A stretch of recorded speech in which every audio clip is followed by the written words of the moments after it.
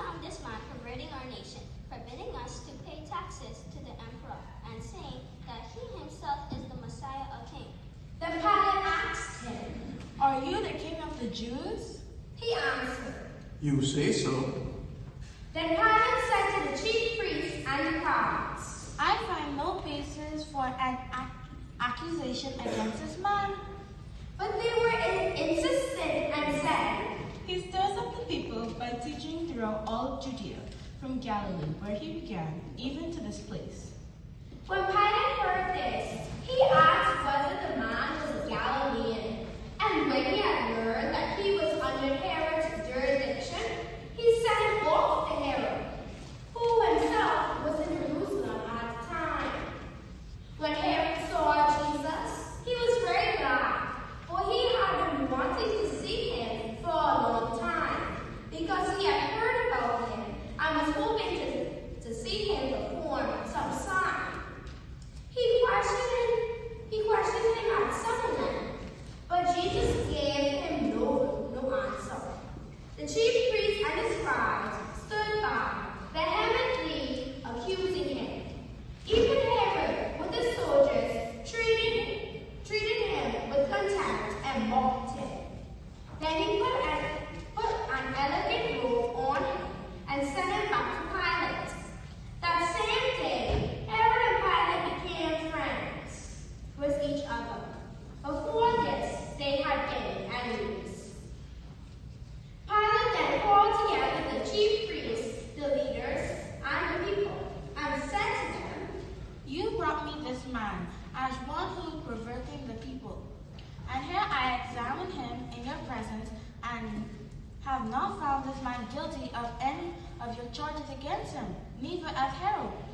For he sent him back to us. Indeed, he has done nothing to deserve death. I will therefore have him flogged and release him. Then they all shouted out together, Away with this fellow! Release him! This was a man who had been put in prison for an insurrection that had taken place in the city and for murder. Pilate wanted to release Jesus, address them again, but they kept shouting, Crucify him! Crucify him! A third time he said to them, Why? What evil has he done? I found him no ground for the sentence of death. I will therefore have him flogged and release him. but they kept urgently demanding with loud shouts that he should be crucified, and their voices prevailed. So Pilate gave his verdict that their demand should be granted. He released the man they asked for, the one who had been put in prison for insurrection and murder. He handed Jesus over as they wished.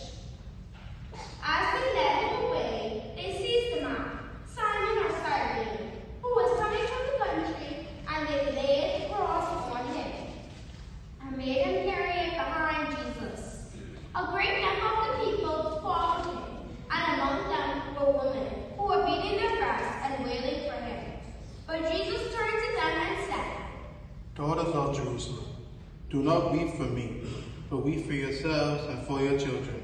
For the days are surely coming when they will say, Blessed are the barren, and the womb that never bore, and the breasts that never nursed.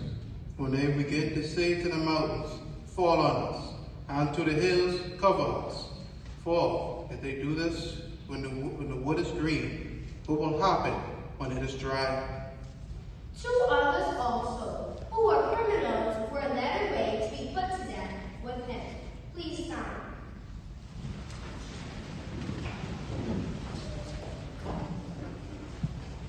When they came to the place that is called the skull, they crucified Jesus there with the criminals, one on his right and one on his left. Then Jesus said, Father, forgive them, for they do not know what they are doing. And they cast lots to divide his clothing, and the people stood by watching. But the leaders scoffed at him, saying, He saved others. Let him save himself, If he is the Messiah of God, his chosen one. The soldiers also mocked him, coming up and offering him some sour wine and saying, If you are the king of the Jews, save yourself. There was also an inscription over him, "This is the King of the Jews." One of the criminals who were hanged there kept deriding him and saying, Are you not the Messiah? Save yourself and us! but the other rebuked him, saying, Do you not fear God, since you are under the same sentence of condemnation, and we indeed have been condemned justly for what we are getting, for what we deserve for our deeds, but this man has done nothing wrong. Then he said, Jesus, remember me when you come into your kingdom. he replied, Truly I tell you, today you will be with me in paradise.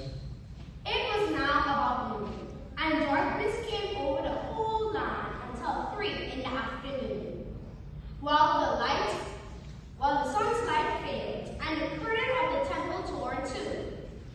Then Jesus cried with a loud voice and said, Father, into your hands I commend my spirit. Having said this, he breathed